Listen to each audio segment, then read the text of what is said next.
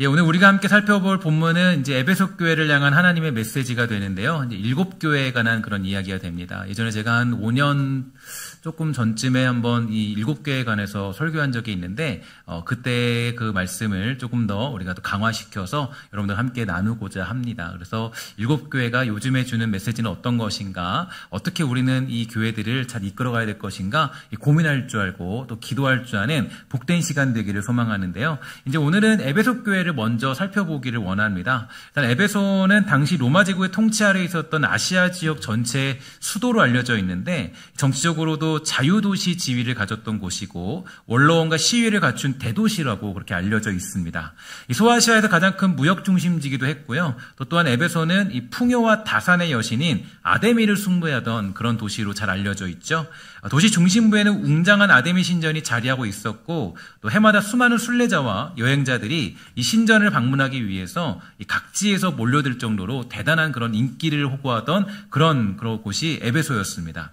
그러나 이 신전은요, 단순한 종교시설이 아니었어요. 이 여사제들과의 매춘 행위가 예배의 일부로 여겨지는 그런 신전이었고, 경제적으로도 거대한 금융기관처럼 그런 기능을 하던 곳이 그런 신전의 역할이었습니다.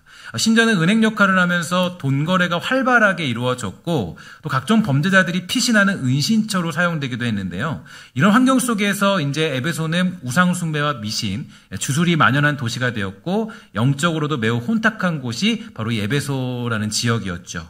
사도행전 19장을 보면은 이러한 지역 가운데 이제 에베소 교회가 세워지는 과정들이 나오는데, 이 믿는 자가 그 당시에 겨우 12명뿐이었다라고 그렇게 해석하고 있고, 성령의 임재에 대해서도 제대로 알지 못하는 그런 무지한 곳이 에베소의 그런 모습이었습니다. 이에 바울은 그들에게 복음을 전하고 약 3개월 동안 집중적으로 가르쳤는데, 그렇게 집중적으로 가르치다 보니까 이 바울이 3년 동안 에베소에서 사역을 했고, 그중 2년은 두란노 서원에서 제자 훈련을 하면서 말씀을 깊이 가르쳤던 사역을 감당했죠. 두란노 서원의 강력한 제자 훈련을 통해서 에베소에서 시작된 복음은 주변 지역으로 빠르게 확산되었습니다. 그래서 그 결과 골로새, 라오디게아, 서머나, 버가모, 두아디라, 사대, 빌라델비아 같은 교회들이 이 기점을 시작하여서 그렇게 교회가 세워질 수 있었다라고 해석할 수가 있게 되죠.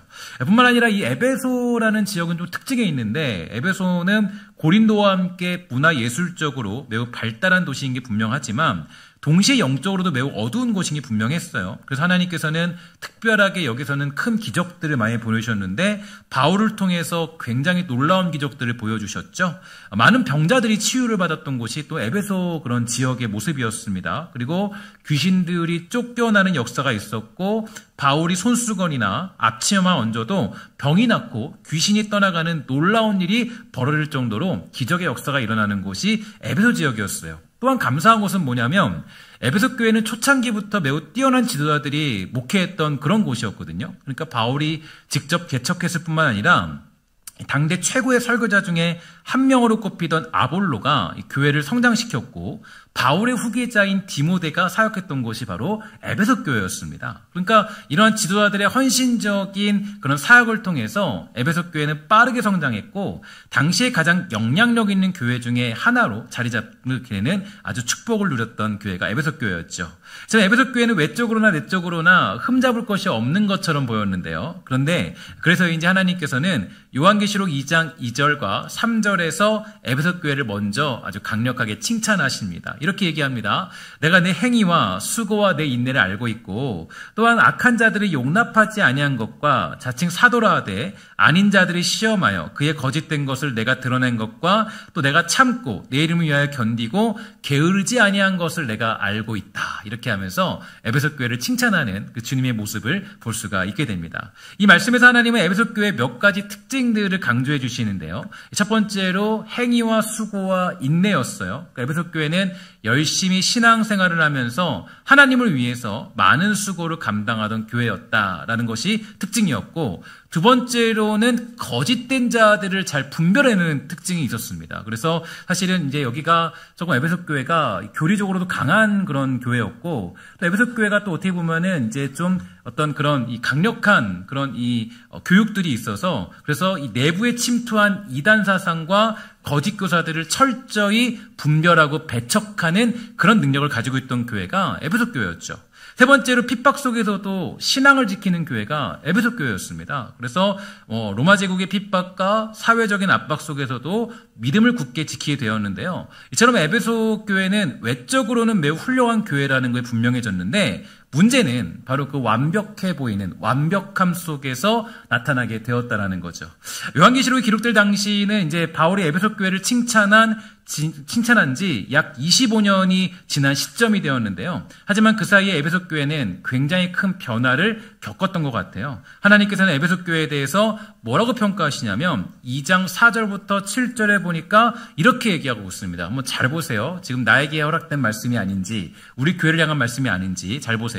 그러나 너를 책망할 것이 있나니 너의 처음 사랑을 버렸느니라. 그러므로 어디서 떨어졌는지를 생각하고 회개하여 처음 행위를 가지라. 만일 그리하지 아니하고 회개하지 아니하면 내가 내게 가서 내 촛대를 그 자리에서 옮기리라. 오직 내게 이것이 있으니 내가 니골라당의 행위를 미워하는도다. 나도 이것을 미워하노라. 귀 있는 자는 성령이 교회들에게 하시는 말씀을 들을지어다.